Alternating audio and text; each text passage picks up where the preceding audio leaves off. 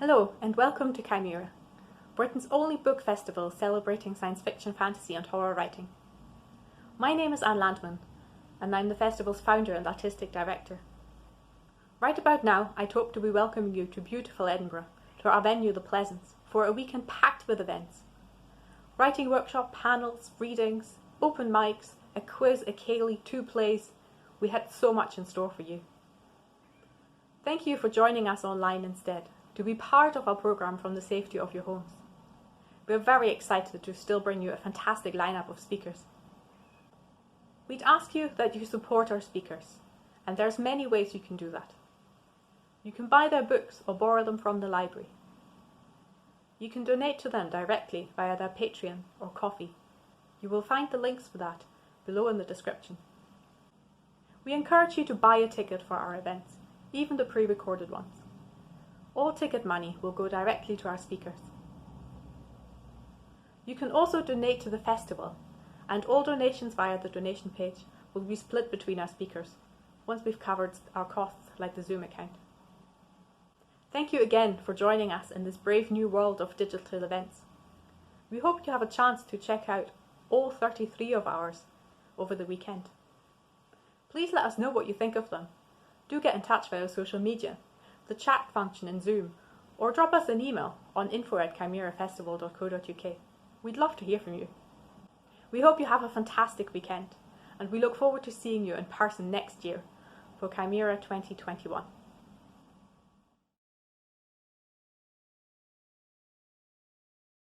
Welcome to Cymera 2020, which is now online because of everything. Right, we're going to be talking about supernatural noir. This is a reminder that this is going to be recorded, and as yet we've not had any questions, so unless some come in whilst we're talking, we'll just have to come up with our own questions later on. So my name's Peter Sutton. I'm an editor, writer and co-organiser of Bristol Festival of Literature. And I'm going to be the chair today for Supernatural Noir. So just to read the blurb from the event description, it says, "We know that criminals aren't like the rest of us, but what if they aren't even human? Supernatural thriller writers S.J.I. Holliday and Gray Williams explore the meaning of evil in their new novels." So S.J.I. Holliday, do you mind if I call you Susie throughout? Please do, yep. Yep. Grew up near Edinburgh and worked in the pharmaceutical industry for many years before she started writing. A lifelong fan of crime and horror, she's had a variety of short stories published and was shortlisted for the inaugural CWA Marjorie Allingham Prize. She's the author of 7 novels, 5 of which as S.J.I. Holliday. Her latest, Violet, was published last year. Is that right? So that's S.J.I. Holliday. Gray Williams was born in Glasgow and raised in Southampton, which is a bit of a different part of the country. He studied creative writing at Bath University, has had various short stories published, like S.J. And he's a writer of the supernatural thriller The End of the Line and the forthcoming Strange Ways, which is published on the 22nd of June this year. He devours both crime and fantasy, so naturally wanted to combine the two in his writing. So I'll ask you to introduce your books, so with just a quick elevator pitch, and then tell us what your favourite supernatural thriller is and why. So if we start with Susie. Well, which book do you want me to talk about? Because I have got one that is very supernatural, but my most recent one isn't. But I can talk about either. Well, yeah, I think we'll have to talk about both. I read Violet. Yeah. So obviously I've thought about that when looking at the questions. But we can talk. I guess The Lingering is the. Yeah, The Lingering is more supernatural. But Violet is basically about 2 girls who meet unexpectedly in Beijing, and one of them needs a ticket for the Trans-Siberian Express and the other one has a spare ticket for the Trans-Siberian Express, so they decide to travel together as strangers who are then locked in a small train cabin together across Siberia into Russia. And obviously, being a psychological thriller, it all goes very well. And Gray. So my first book, The End of the Line, which is available in ebook and audio, is set in it's sort of the modern world, but magic is real, and anyone with the urge to learn can learn it and do it. And the book follows essentially 4 criminals trapped on a train with a murderous demon that they have captured, and they are racing against time before it can escape its bonds, so they can take it to the only place in the world where it can be killed. So it's very much sort of a bottle episode of a book where it's almost entirely set on a single train carriage or sort of a cargo container hurtling through Russia. Yeah, I skipped over you, Susie, with regards to what's your favourite supernatural thriller and why. Sorry. Yeah, it's The Woman in Black, which I have read, I've seen on the film, I've seen on stage, and love every single version of it. And it's just something that as soon as you start reading it, it's just got this absolute creepiness that just stays with you the whole time, and it just makes you completely anxious, and it's brilliant. It's exactly what horror supernatural should be for me. Yeah, good one. Gray? Mine probably changes every day. So today, it's The Diviner by Libba Bray. It's sort of supernatural. It's set in the 1920s in New York, and these teens each discover they have strange powers and start to use it against more and more ghosts start appearing in New York, and it's up to them to sort of save everything. And it touches on racism and the American dream and sort of American history, and Libba Bray's prose is just so gorgeous, and it's kind of a bit like Buffy the Vampire Slayer, but 1920s teens, and I absolutely love it. Like, it's one of my favourite books at the moment. Never heard of that one, yeah, so I'll have to check that one out. I guess based on the elevator pitch for both books, the easy way in and the obvious question is why trains, why Russia? What is it about the setting that attracted you? And we'll start with you this time, Greg. Sure. So it was just that the first inkling of the idea for me came when I was in a kitchen in a bedsit, and it was what if that sort of scene between the detective and Hannibal Lecter when she's talking to Hannibal Lecter through the glass. I was wondering, what if he had superpowers and could mess with her with psychic abilities? And it evolved from there, and there was no real reason why it was set in Russian train. I needed a really long train journey, essentially, for them to all be trapped inside, and Trans-Siberian Express seemed to be one of the longest train journeys in existence. And then I set it in a cargo container, so I didn't have to describe what they could see out the window, because I was very research adverse. Okay. And Susie. Yeah, I actually started writing for the first time ever on the Trans-Siberian Express back in 2006 as part of a round the world trip that I did. And when I was on that train, I had just read Stephen King's On Writing and decided I was going to start writing a book. So I kind of spent that, I did that journey that my characters have done. And I always knew that at some point I would use that setting, and I would use lots of the stories and just the experience of everything that happened and turn it into book. But obviously what happens in Violet doesn't actually happen in my real trip. Or not that I'm telling anyone. But I love the idea of two girls meeting, because when you're traveling as well, you always meet strangers and you don't know them at all, and you kind of just have to trust who they are when you meet them. And I thought that was a great setup to mash the two together. So it was. So I think it was inevitable that I would set something on the Trans-Siberian, and having done it, it was the research was done. I did do a bit of checking to see if things were still accurate, and it seems that 15 years later or whatever, the train is exactly the same as it was, so nothing's been created or changed from what I heard. So I think it's still quite authentic. Yeah, and if for people who want to read, who've read the book or not, on the website, on your website, you've got photographs from your trip, haven't you? Yeah. And you did a sort of a countdown to the book coming out. I did, because when we were on the trip, we did sort of a diary, an online diary, and which was a blog, and which took lots of photographs and kind of wrote about each place we'd been as well. So also that was really handy for research, because I had written down loads of stuff and lots of little details about things. So I just thought I'd start sharing some of the pictures. So I've got pictures of landscape, I've got pictures of food, of me looking very rubbish in a train carriage, all that kind of stuff. But it was really great. Like, it was actually quite strange writing it as well, because it brought all the whole trip back to me, and I was quite emotional at times, because it was such a big thing to go on a big trip like that, you know, like a 6-month trip, and this was quite a big part of it as well. So yeah, it was an interesting thing to write. Yeah. All right, so I guess I mean, one of the attractions of the setting for you, Susie, was obviously that you've done it, and therefore can draw on your own experience. But is the main thing that the train acts as a bit of a crucible, so and also a bit like The Thing, or you know, that sort of, it's a small group of characters, they gather together in a small place. There's not any means really of escape for much of the time.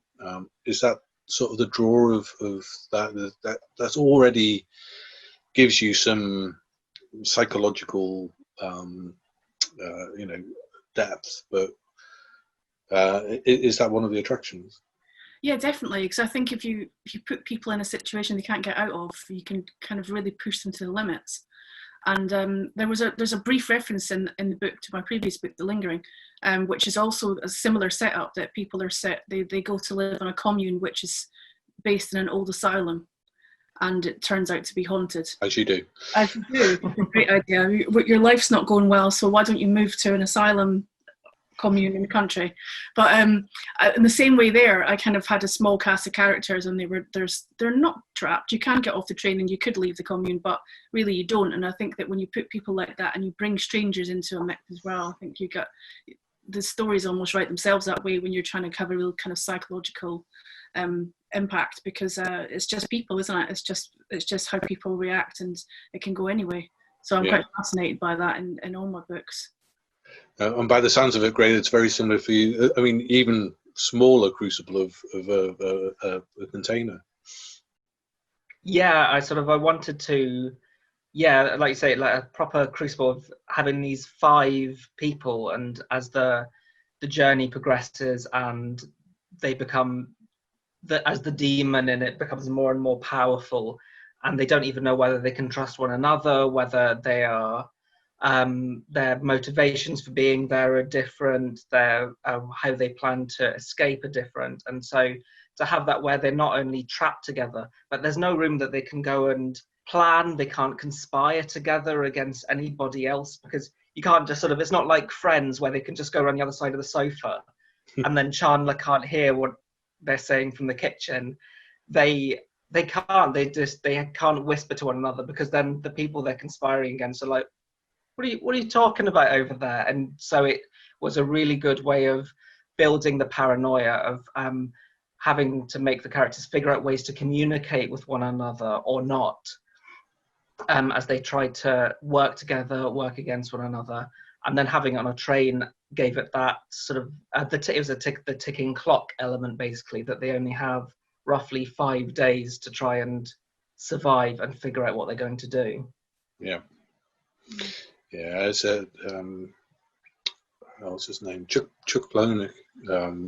He always says, "Where's the ticking clock?" And in his that's always a good one. And then I guess the ticking clock for Susie was the fact that the train's on a schedule as well. Yeah, similar. It's interesting how we've both written about the same train and done very different things with it, but essentially they're the same thing, because it's still about how these people are dealing with each other and how they're going to get out of the situation that they're in. And whether you're, I think whether your monster's an actual monster or not, it's the same kind of story, isn't it? It's just kind of human interactions and psychology. And it was quite brave to put them all in one carriage and keep them trapped in that, really limiting yourself of how you're going to tell the story. So, don't do that. Yeah, So well, I mean, I guess we could come on to it, but I was going to say about there is stuff in Gray's book that's outside of the train, which is the sort of the flashbacky bits. yeah. Yeah, well, there's a hidden backstory to both books, which comes out partly via emails in Susie's book and partly via flashbacks in Gray's. But how do you go about balancing the actual backstory, which is like a giant iceberg with forward momentum? How do you keep the forward momentum going? I mean, you've got the obvious ticking clock type of thing, but how do you balance the two? That's a good question. I don't think I really think about it consciously. It's more about where I am in the story and then thinking, does this need to have a pause? Do we need something that's going to explain something? And that's when you can have a bit of backstory. And with mine, because I had them on this train and them not knowing anything about each other, I had to find a way to bring in that back stuff. And that's why I did the emails to her friend at home, and also using the whole kind of, I know it's used in books all the time, but it's also true that the connection, when you can't get internet and you can't get phone and you can't get these things, then a lot of the time my character Carrie is kind of shouting into the void because the emails she's sending are not being sent, but she's just using them as a way to kind of tell her own story and explain things to herself, because she's battling something that she's trying to explain to herself. And Violet, the other character, is sort of doing the same thing. So through both of them, I'm just kind of weaving in little bits here and there. But I don't think I really consciously thought about how much to put in and how much not to put in. I tend to write quite short when I write books, and then I have to add more in rather than writing a lot and having to cut back. So I think that I probably focus mostly on the story that's happening right there now. And then when I go back, I start to pepper the things in that I think are needed to help explain what's going on. So I think that's kind of my process, but it seems to be different every time I write a book. So Yeah. Yeah. So you subscribe to the filling in the corners part of editing? Yeah, I'll call it colouring in. Yeah. Yeah. Is it the same for you, Greg? I'm almost exactly the opposite. I overwrite like tens, even possibly hundreds of thousands of words extra, and then I have to like start chopping it all out, and then chop out too much, and then my agent says, right, you need to put some of that back in because people are going to need that. For the balancing backstory and front story, I essentially I was aware that mine, there is a lot where the story is mostly set on the cargo container. That can be a little bit boring, or not boring, but you really have to keep the tension up. So I wanted to make sure that people were informed about who the characters were. But then if I had written it chronologically, then it would become very much a book of two halves almost, and I think that's a bit jarring for the reader if they're suddenly like London and then cargo container. So I was interspersing it, and what I wanted to do was I was essentially creating a dual timeline almost. It's sort of, this is the characters, this is the situation that they're in. And then going back each time with, this is something that's happened before that's led up to this situation. And I wanted each flashback to bring something that's happening in the present in a new light, or into a bit more context. So you understood a bit more about each of the characters and who they are and what they want, and how that informs or changes what's happening in the present. Yeah, okay. So let's talk about the characters a bit. And via email, I said, I hope you don't mind me saying that the main character from both books is not a very likable person. In fact, you could say that they're in both books they're quite nasty. Do you start with the characters, or do you start with a plot? And how do you get inside your characters' heads, especially the more nasty ones? And do they stay with you afterwards? So as we're with Gray, let's stick with Gray for now. Sure. So as I said, I started with sort of the concept of what I wanted that story to be, the sort of psychic Hannibal Lecter image. I wanted to do criminals. I'd seen so many sort of supernatural thrillers that were private detectives or goodies, basically. I wanted to do something that was a bit different, and so yeah, let's see what it's like to be a criminal.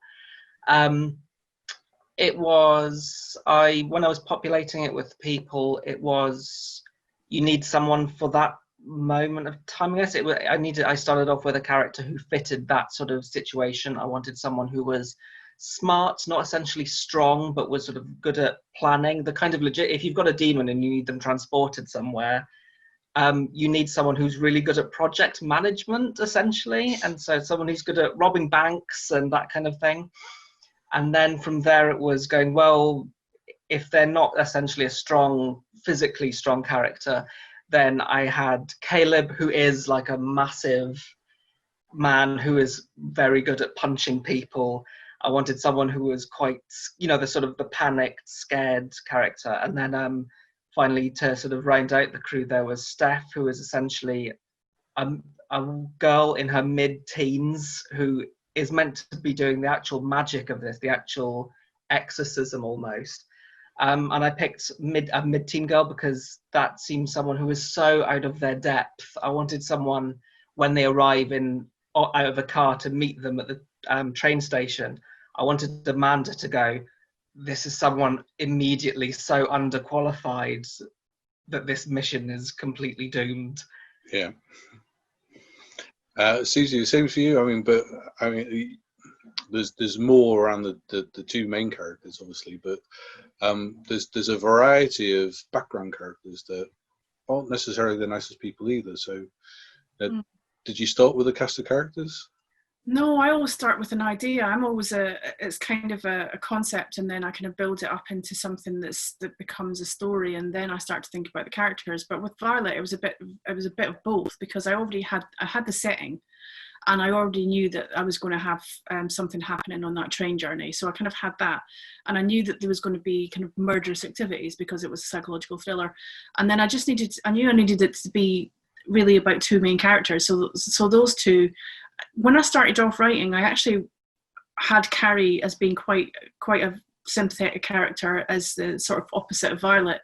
But then I realised as I was writing it that they're almost mirrors of each other. Like, they've both got their pros and cons, and they're both, I wouldn't say either of them are nasty, but I think they've both got sort of wicked traits, and I wanted to make them real as well, because I think there's lots of things that people that are pushed can do things that you might not expect them to do, and so I kind of wanted that to happen.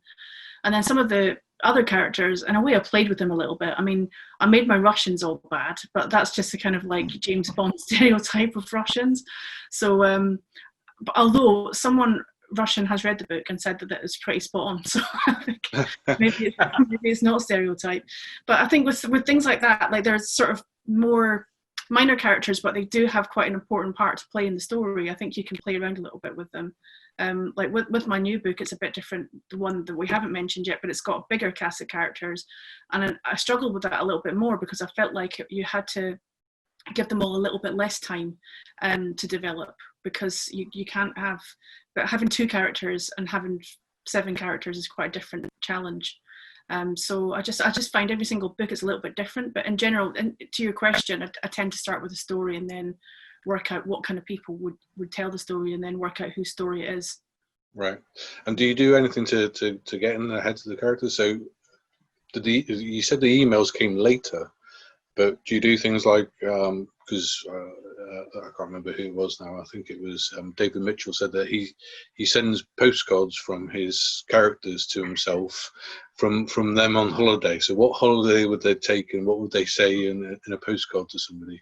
Do you use any tricks like that in creating the characters? That's a great idea, though. I heard someone else talk about this the other day, and they talked about writing a CV for the characters. They talked about writing diary entries, all these kind of things, which I don't really do any of them. I think it's more that when I start to develop the idea, I email myself with an idea, and then I reply back to it every time I think of something that goes in that story, because I've always got multiple things going on, so I have them all titled different, and then I can find them. And I think it's when I start to develop characters, then I start thinking about what they might do and how they might act, so then I just keep replying back and forward, and until I end up with this big massive chain about this long that I have to print out and try and make sense of. But I don't specifically sit down and think, right, I often don't know what my characters look like in great detail, apart from rough details, maybe their hair color and their rough kind of size and age. That's probably about the most that I do physically, because I kind of like that you can if you can do lots of other stuff, then I think the reader can build up what they look like, how they want them to look. Because you know what it's like if you watch a film adaptation of something and that character doesn't look like how you imagined. Exactly. Yeah. It's annoying. So if you don't specify it, then it kind of leaves it free. So yeah. So I mean, actually, there is a film adaptation of Violet potentially going, which is underway at the moment, and already there's discussions around the casting, and some of it is quite surprising and not potentially based on what I would have thought, but it's good because you can see that you can still tell the story just a little bit of a different way when it's on TV versus on book. Yeah.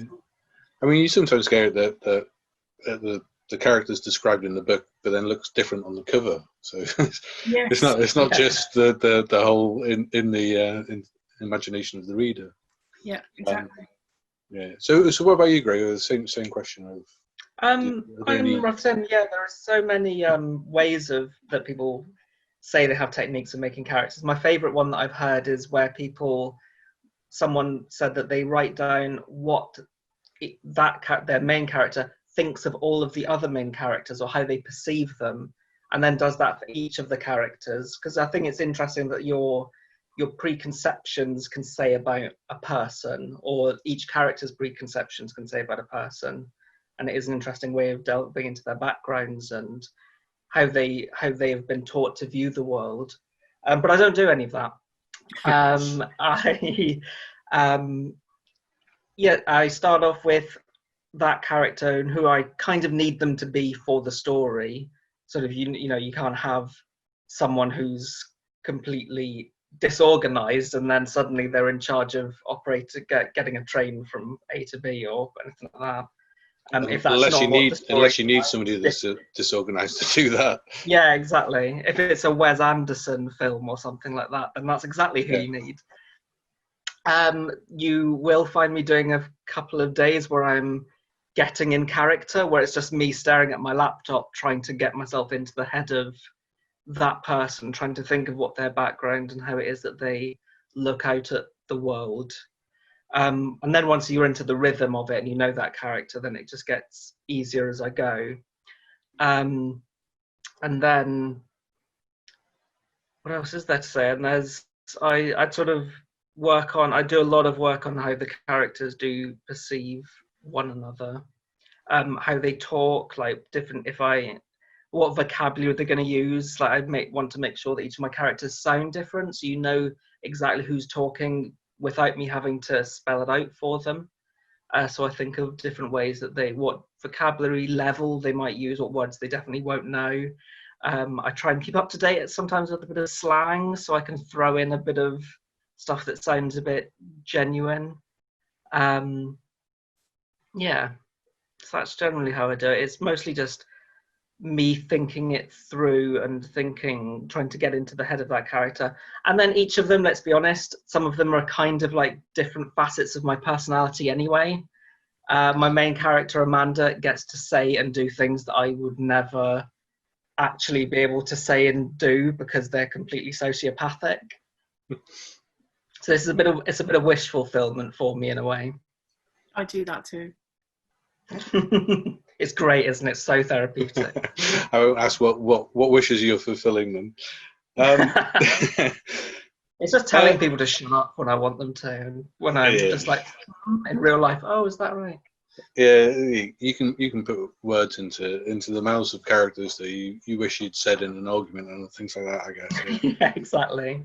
So I know that with regards to Violet, there is no supernatural monster, but specifically with Gray's book, the criminals are fairly nasty, and then they work for somebody who's very nasty, and then there's the demons. So how do you make your demon more monstrous than the humans that are around? And did you consciously throw them in relief at all? I think it's a great question.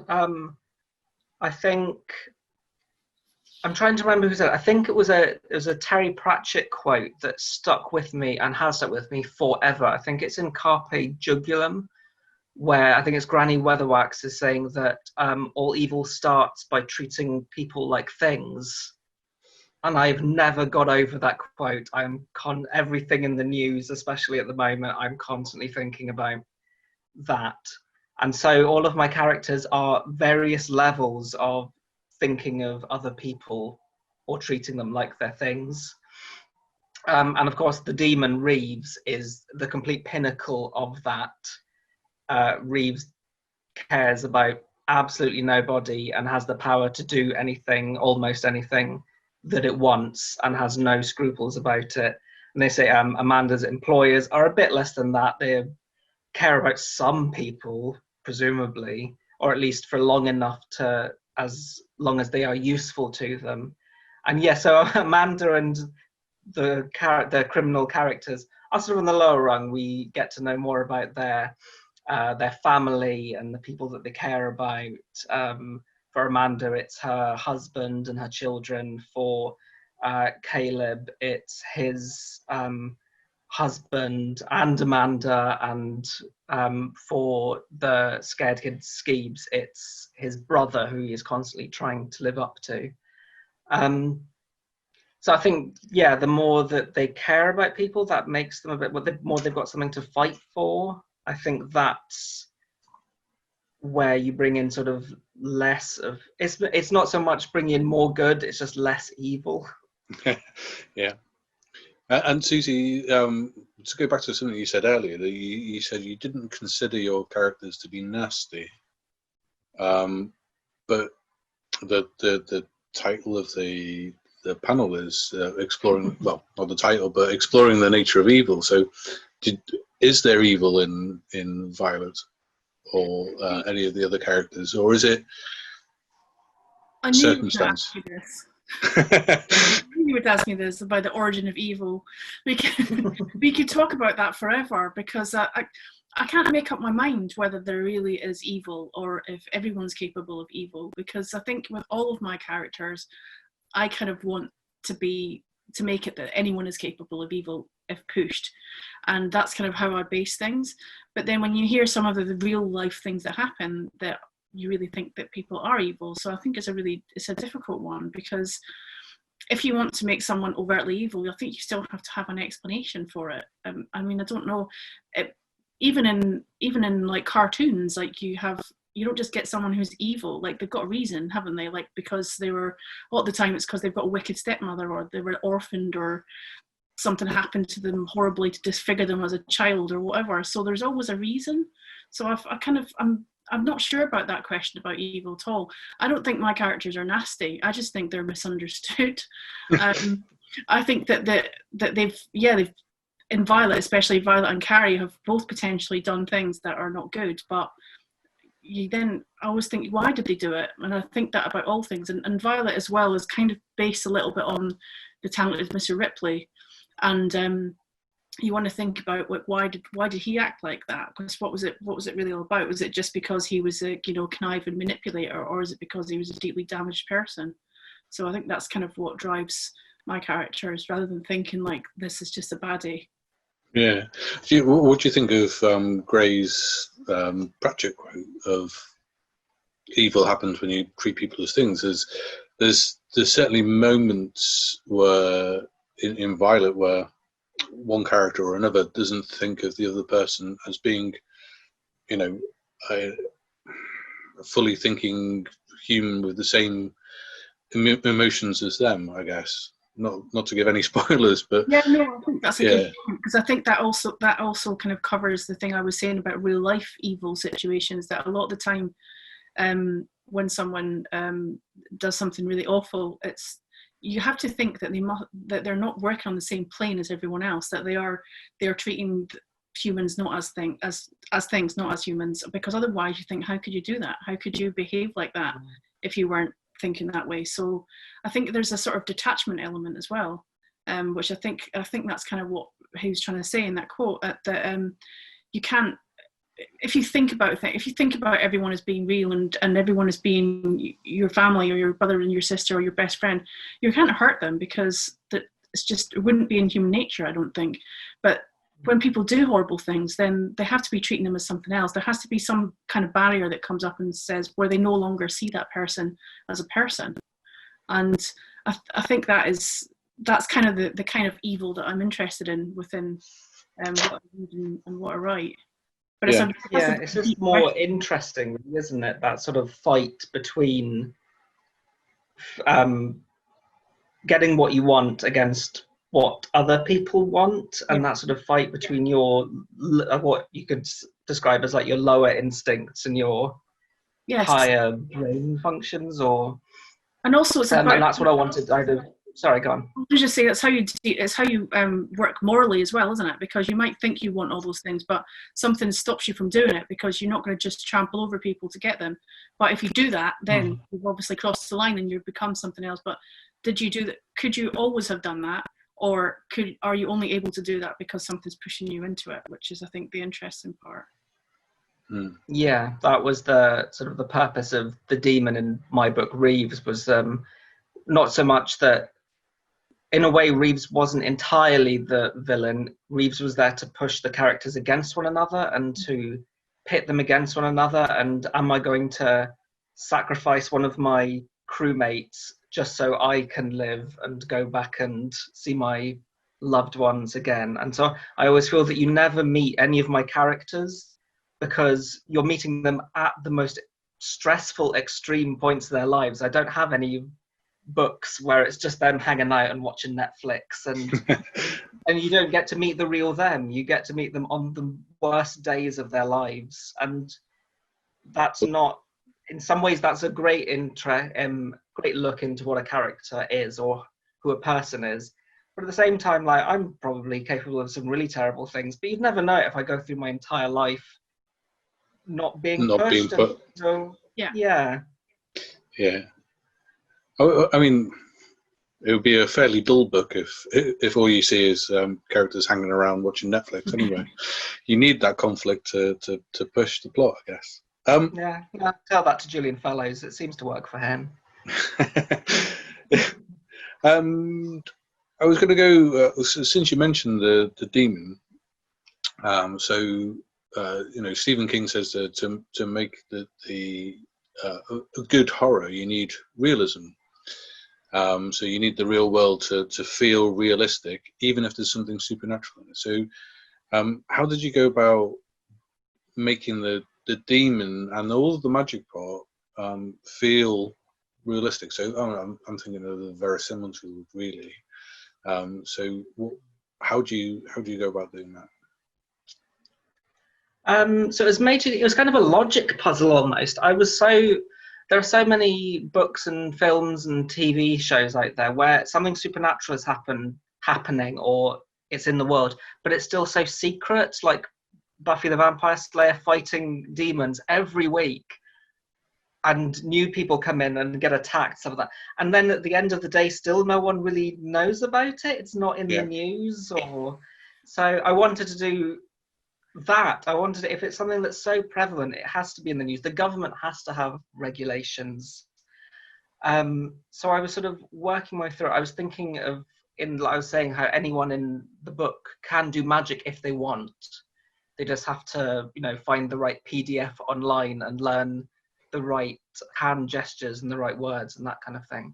And I was thinking of it like my wife has a PhD in chemistry and could, if she wanted, make LSD in the bathtub or something if she wanted to. That's complete magic to me. I don't know. That's literally making a potion as far as I'm concerned.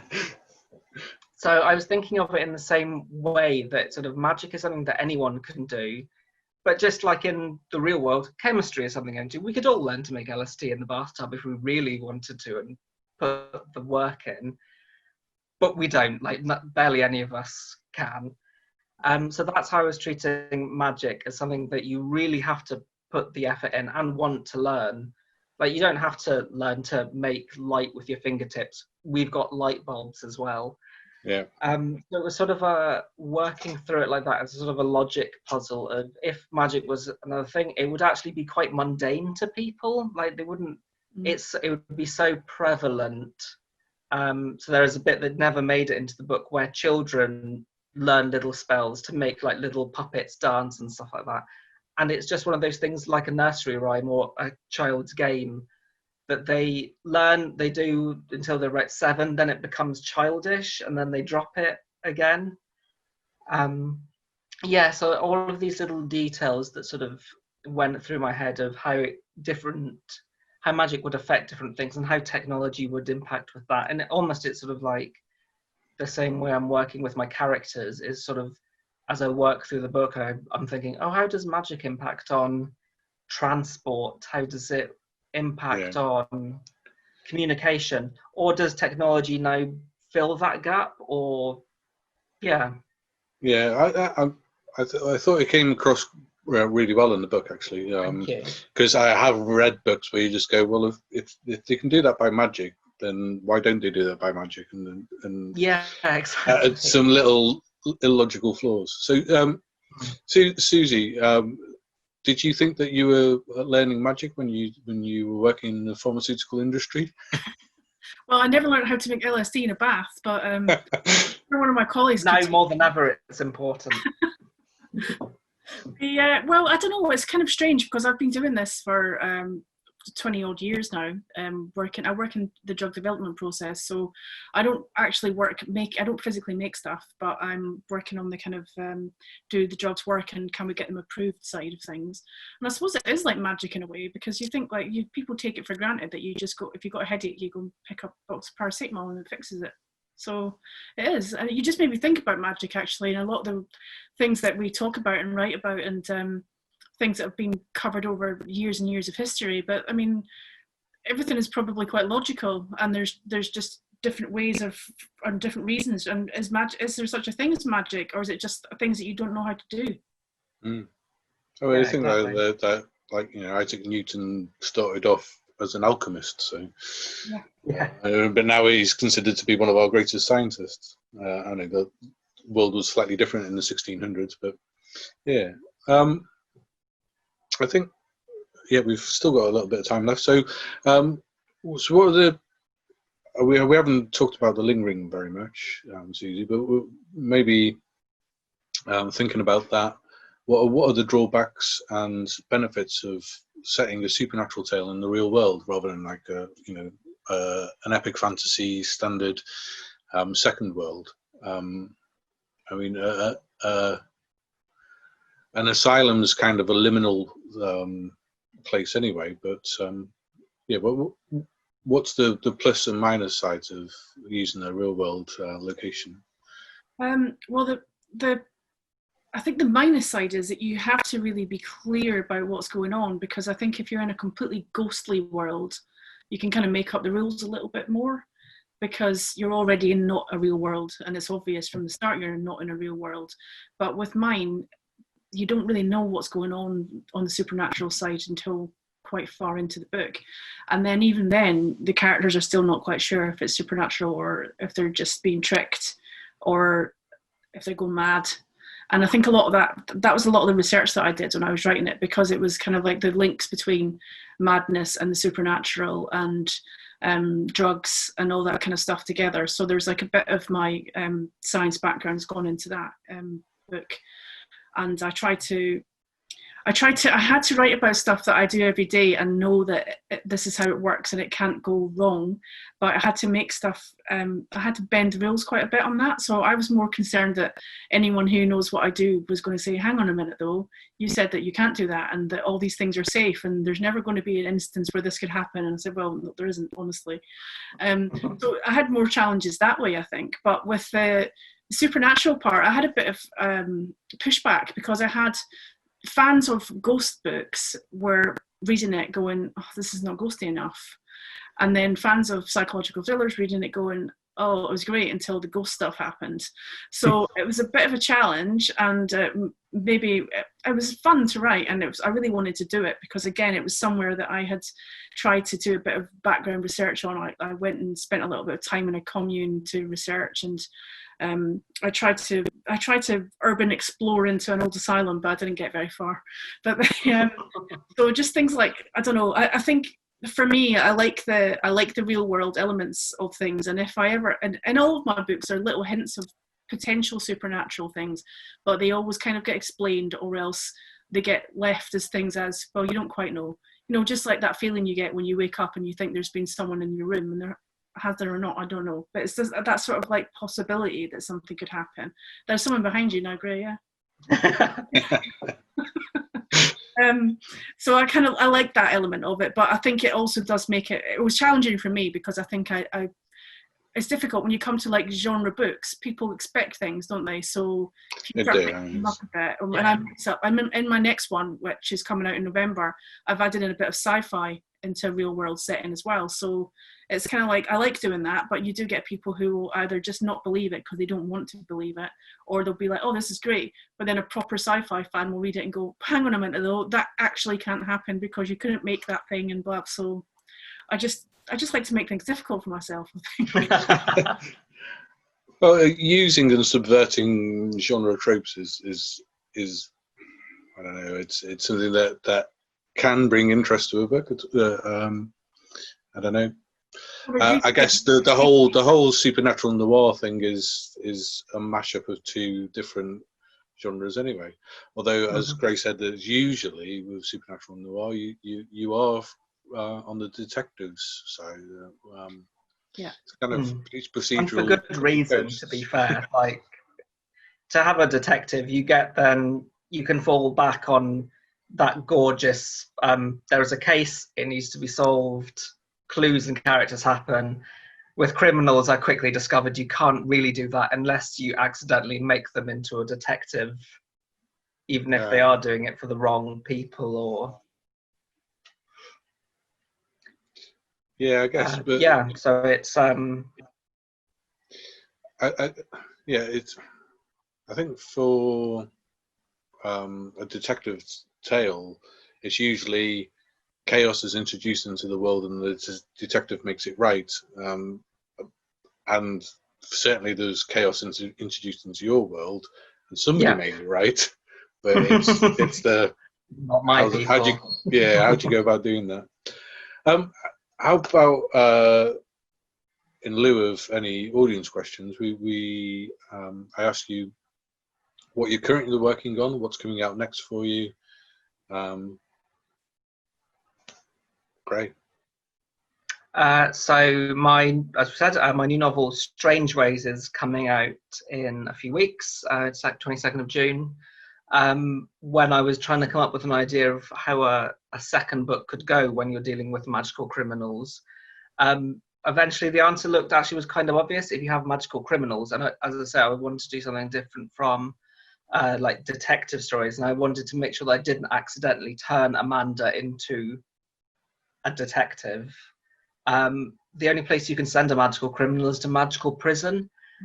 So the next book is set on a special island prison for magic users, where Amanda has to she is sent there to assassinate one of the other inmates. But of course, because she's already annoyed or pissed off a lot of other magical criminals in the world, there are a few people already there who have a grudge against her. She has got a certain reputation. Oh yes. Susie, what's coming out for you? Well, I'm going to give up now, because a magical prison for magical bad people is the best thing I've ever heard. Thank you. My next one's called The Last Resort. It's out in November, and it's a sort of sci-fi psychological thriller mashup, which is kind of And Then There Were None meets Black Mirror.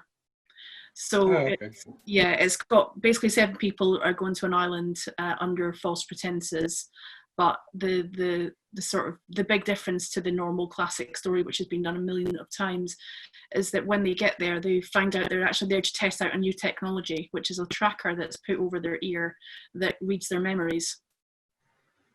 Oh, okay. Yeah, I read it a couple of weeks ago on NetGalley. It's really good. I really enjoyed it. Did you? You're one of the first people to read it then. You sneaked that in. Oh yeah, because I work in publishing as well. I know if I want a copy of something, I know where to get it usually. But it only literally got put on NetGalley 2 weeks ago, so you must have got it immediately. Right there. That was really good. You can look it up and see my 5-star review for it on your NetGalley page. Really enjoyed it. I was going to say, because we haven't had any audience questions because this is being recorded, whether or not you want to ask each other questions. But it sounds like, Gray, you could ask questions about Susie's latest book. Oh, God, yeah, put me on the spot. Just to put you on the spot. Did you, because it's set on yours is set on an island as well, your new book. Yeah. Did you do a lot of research on? Yeah, well, so it's set on one of the Isles of Scilly, but one I made it up, obviously, which one it is. It's not named. But yeah, last summer we went to the Scilly Isles for a holiday, and I think there's like three or four inhabited islands, and there's several uninhabited islands. So we went out to one of the uninhabited ones, and I took loads of pictures, and I really kind of mapped out the whole kind of layout for how I imagined where this whole book would be. So in my head, I can picture them walking around it. And then also, just to add to the whole getting stuck thing, the Selonian ferry broke down while we were there, so we got stranded for an extra couple of days because there's no could get off. And they had all these people that because there's flights as well, but the ferry goes twice a day or something, and it broke down. It's the first time it's broken down for 20 years or something.